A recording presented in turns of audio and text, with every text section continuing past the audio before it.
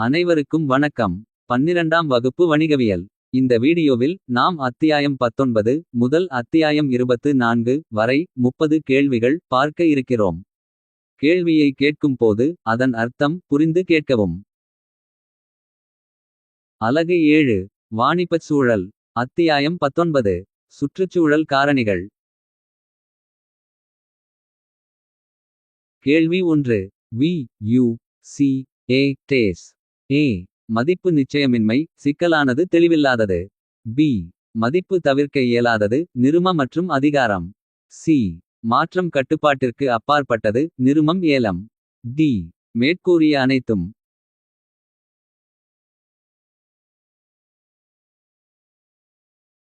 சரியான விடை ஏ. மதிப்பு நிச்சயமின்மை, சிக்கலானது, தெளிவில்லாதது. வி யு சி ஏ என்பது மதிப்பு நிச்சயமின்மை, சிக்கலானது, தெளிவில்லாதது. கேள்வி 2. ஜி எஸ் டி என்பது டேஸ். ஏ. சரக்கு மற்றும் சமூக வரி. பி. சரக்கு மற்றும் சேவை வரி. சி. சரக்கு மற்றும் விற்பனை வரி. டி. சரக்கு மற்றும் ஊதிய வரி.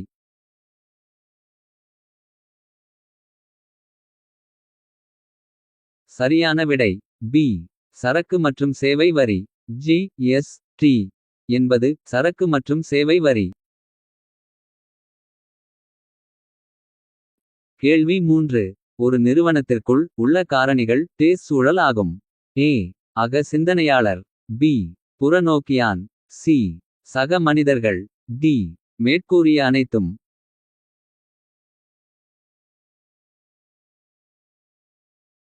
சரியான விடை ஏ. அக சிந்தனையாளர்.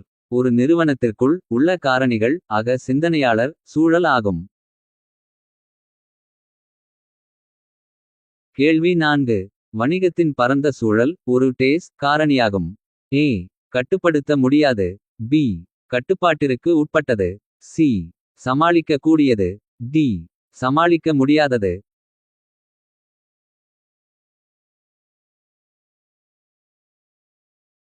சரியான விடை ஏ. கட்டுப்படுத்த முடியாது. வணிகத்தின் பரந்த சூழல் ஒரு கட்டுப்படுத்த முடியாத காரணியாகும். கேள்வி 5. இரண்டு முக்கிய வாணிபச் சூழல்கள் டேஸ் மற்றும் டேஸ் ஆகும். ஏ. நேர்மறை மற்றும் எதிர்மறை. பி. உட்புறச் சூழல் மற்றும் வெளிப்புறச் சூழல். சி. நல்லது மற்றும் கெட்டது. டி. அனுமதிக்கத்தக்கது மற்றும் அனுமதிக்க முடியாதது.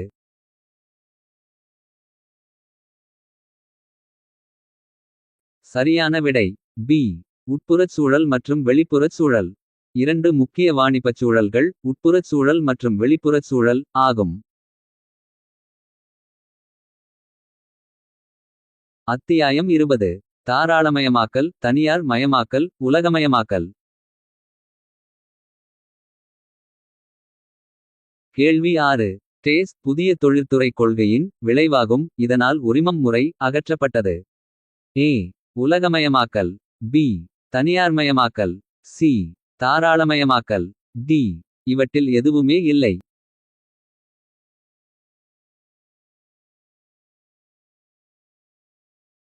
சரியான விடை சி. தாராளமயமாக்கல். தாராளமயமாக்கல் புதிய தொழில்துறை கொள்கையின் விளைவாகும், இதனால் உரிமம் முறை அகற்றப்பட்டது. கேள்வி 7. பொதுத்துறைக்கு ஒதுக்கப்பட்ட தொழில்களை தனியார் துறைகள் துவங்க அனுமதிப்பது டேஸ் ஆகும். ஏ. தாராளமயமாக்கல். பி. தனியார்மயமாக்கல். சி. உலகமயமாக்கல். டி. பொது நிறுவனம். சரியான விடை பி. தனியார்மயமாக்கல். பொதுத்துறைக்கு ஒதுக்கப்பட்ட தொழில்களை தனியார் துறைகள் துவங்க அனுமதிப்பது தனியார்மயமாக்கல் ஆகும். கேள்வி 8. டேஸ் உரிமைகள் சர்வதேச மட்டத்தில் வலுவான அஸ்திவாரத்தின் காரணமாக தைரியமான மேலாண்மை முடிவுகளை எடுக்கின்றன. ஏ. தனியார். பி. கார்ப்பரேஷன். சி. பொது. டி. எம்என்சி.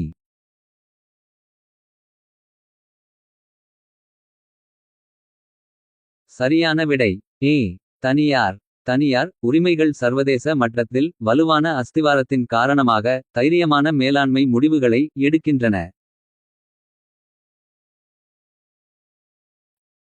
கேள்வி 9. டேஸ் பொருட்கள் சேவைகள் மூலதனம் மற்றும் உழைப்பு ஆகியவற்றை ஊக்குவிப்பதற்காக தேசிய பொருளாதாரங்களுக்கு இடையில் தடைகளை அகற்றுவதால் ஏற்படும் விளைவுகளாகும். ஏ. தனியார்மயமாக்கல். பி. தாராளமயமாக்கல். சி. உலகமயமாக்கல். டி. வெளிநாட்டு வர்த்தகம்.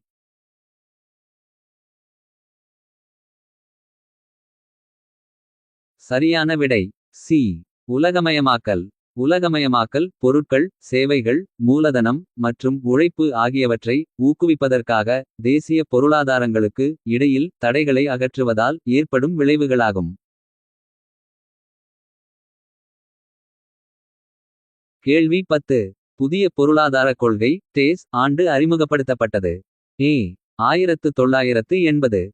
பி. 1991. சி. 2013. டி. 2015.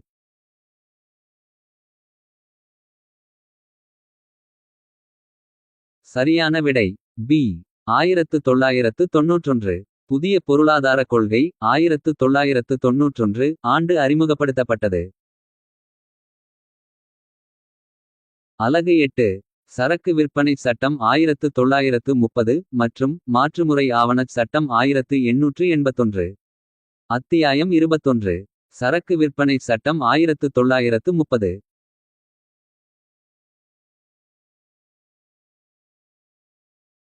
கேள்வி 11. சரக்கு விற்பனை சட்டம் இயற்றப்பட்ட ஆண்டு. ஏ. 1940. பி. 1997. சி. 1930. டி. 1960.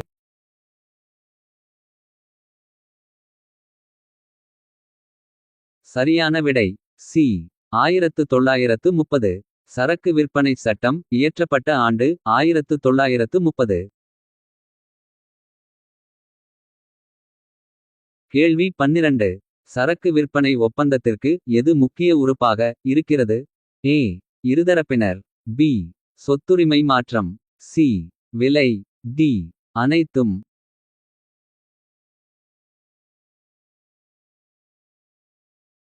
சரியான விடை டி. அனைத்தும். சரக்கு விற்பனை ஒப்பந்தத்திற்கு இருதரப்பினர் சொத்துரிமை மாற்றம் விலை முக்கிய உறுப்பாக இருக்கிறது.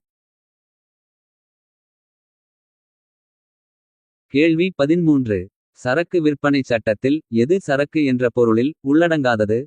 ஏ. சரக்கிருப்பு. பி. வரவேண்டிய பங்காதாயம். சி. பயிர். டி. தண்ணீர்.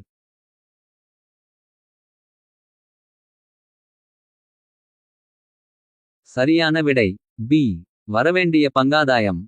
சரக்கு விற்பனை சட்டத்தில் வரவேண்டிய பங்காதாயம் சரக்கு என்ற பொருளில் உள்ளடங்காதது. கேள்வி 14. விற்பனை ஒப்பந்தத்தில் யாருக்கு விற்பதற்கு உரிமை உண்டு. ஏ. வாங்குனர். பி. விற்பவர். சி. வாடகைக்கு எடுப்பவர். டி. அனுப்பப் பெற்றவர்.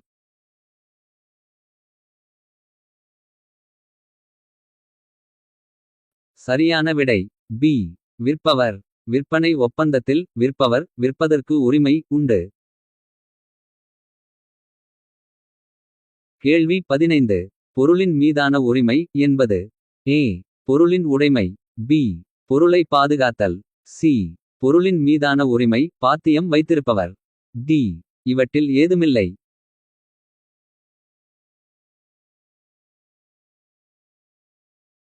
சரியான விடை சி. பொருளின் மீதான உரிமை பாத்தியம் வைத்திருப்பவர். பொருளின் மீதான உரிமை என்பது பொருளின் மீதான உரிமை பாத்தியம் வைத்திருப்பவர். அத்தியாயம் 22. மாற்றுமுறை ஆவணச் சட்டம் 1881. கேள்வி 16. மாற்றுமுறை ஆவணச் சட்டம் எந்த ஆண்டு இயற்றப்பட்டது. ஏ. 1981. பி. 1881. சி. 1994. டி. 1818.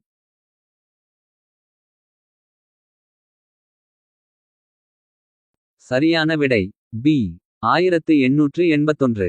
மாற்றுமுறை ஆவணச் சட்டம் 1881 ஆண்டு இயற்றப்பட்டது. கேள்வி 17. மாற்றுச்சீட்டில் ஈடுபட்டுள்ள தரப்பினர்கள் எத்தனை பேர்? ஏ 2, பி 6, சி 3, டி 4.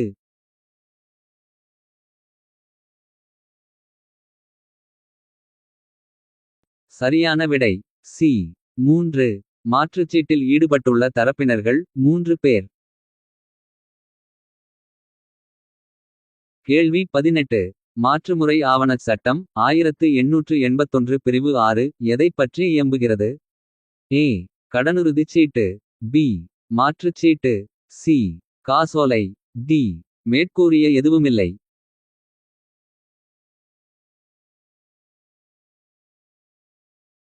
சரியான விடை சி காசோலை.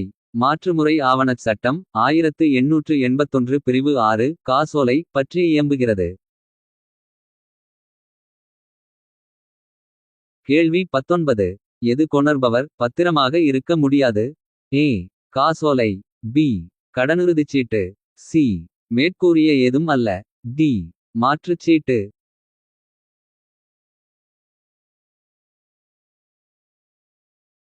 சரியான விடை பி கடனுறுதிச் சீட்டு. கடனுறுதிச் சீட்டு கொணர்பவர் பத்திரமாக இருக்க முடியாது. கேள்வி 20. எத்தனை மாதங்களுக்கு பின் காசோலை காலாவதியாகிறது? ஏ 3 மாதங்கள், பி 5 மாதங்கள், சி 4 மாதங்கள், டி 1 மாதங்கள்.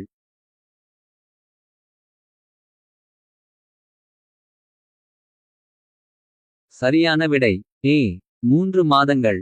3 மாதங்களுக்கு பின் காசோலை காலாவதியாகிறது. அத்தியாயம் 23. தொழில் முனைவுக்கான அடிப்படை கூறுகள்.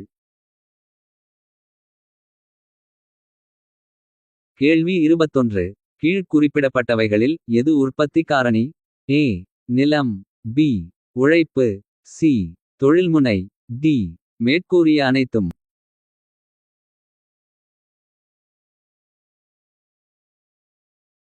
சரியான விடை டி மேற்கூறிய அனைத்தும். நிலம், உழைப்பு, தொழில்முனை உற்பத்தி காரணி ஆகும். கேள்வி 22. தொழில் முனைவோரை கீழ் குறிப்பிட்டபடி எப்படி வகைப்படுத்த முடியாது?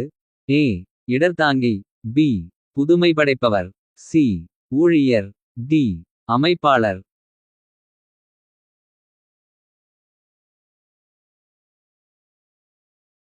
சரியான விடை சி ஊழியர். தொழில் முனைவோரை ஊழியர் என்று வகைப்படுத்த முடியாது. கேள்வி 23. கீழ் குறிப்பிடப்பட்டுள்ள எந்தெந்த பண்புகள் தொழில் முனைவோர்க்கு உரித்தானவை? ஏ துணிகர உணர்வு, பி நெளிவு சுழிவு, சி தன்னம்பிக்கை, டி அனைத்தும்.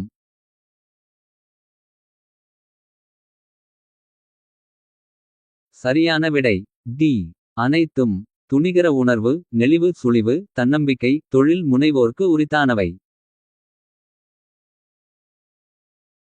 கேள்வி 24. கீழ் குறிப்பிடப்பட்டவைகளில் எது மேலாண்பணி அல்ல? ஏ திட்டமிடல், பி சந்தையிடல், சி அமைப்பாற்றல், டி கட்டுப்பாடு காத்தல்.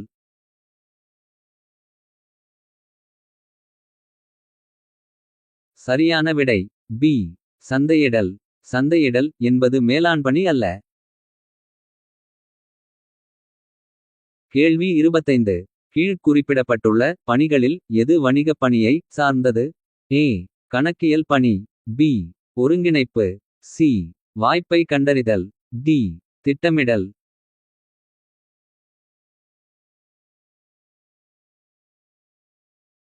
சரியான விடை ஏ கணக்கியல் பணி. கணக்கியல் பணி வணிகப் பணியை சார்ந்தது. அத்தியாயம் 24. தொழில் முனைவோர்களின் வகைகள்.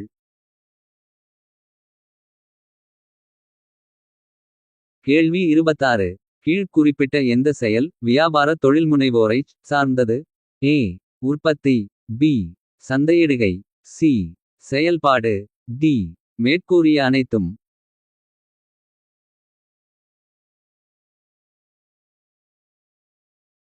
சரியான விடை டி மேற்கூறிய அனைத்தும்.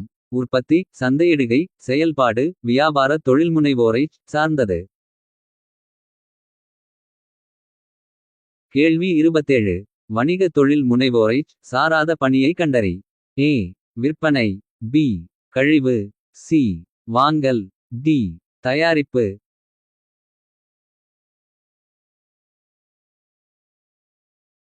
சரியான விடை டி தயாரிப்பு. வணிக தொழில் முனைவோரைச் சாராத பணி தயாரிப்பு. கேள்வி 28. கூட்டுப்பங்கு நிறும தொழில் முனைவோரின் வேறு பெயர். ஏ அகத்தொழில் முனைவோர். பி தோற்றுவிப்பாளர். சி மேலாளர். டி பங்குனர்.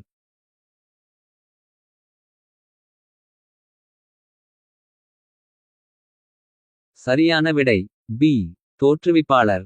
கூட்டுப்பங்கு நிறும தொழில் முனைவோரின் வேறு பெயர் தோற்றுவிப்பாளர். கேள்வி 29. கீழ் குறிப்பிடப்பட்டவையில் எது தொழில்நுட்பத்தை அடிப்படையாக கொண்டது. ஏ நவீன தொழில் முனைவு. பி தொழில் துவக்கும் மற்றும் வளர்க்கும் தொழில் முனைவு. சி கூட்டுறவு தொழில் முனைவு. டி தொழிற்சாலை தொழில் முனைவு.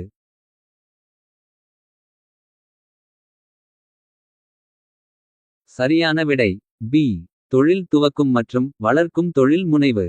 தொழில் துவக்கும் மற்றும் வளர்க்கும் தொழில் முனைவு தொழில்நுட்பத்தை அடிப்படையாக கொண்டது. கேள்வி 30. கீழ் குறிப்பிடப்பட்டுள்ள எது காலம் தாழ்த்தும் பழமை விரும்பி தொழில் முனைவோருக்குப் பொருந்தாது. ஏ பழமை பேணுவது. பி இடர் வெறுப்பது. சி ஐயப்படுவது. டி மாற்றிக்கொள்வது.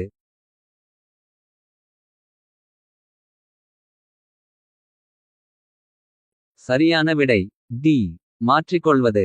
மாற்றிக்கொள்வது என்பது காலம் தாழ்த்தும் பழமை விரும்பி தொழில் முனைவோருக்குப் பொருந்தாது.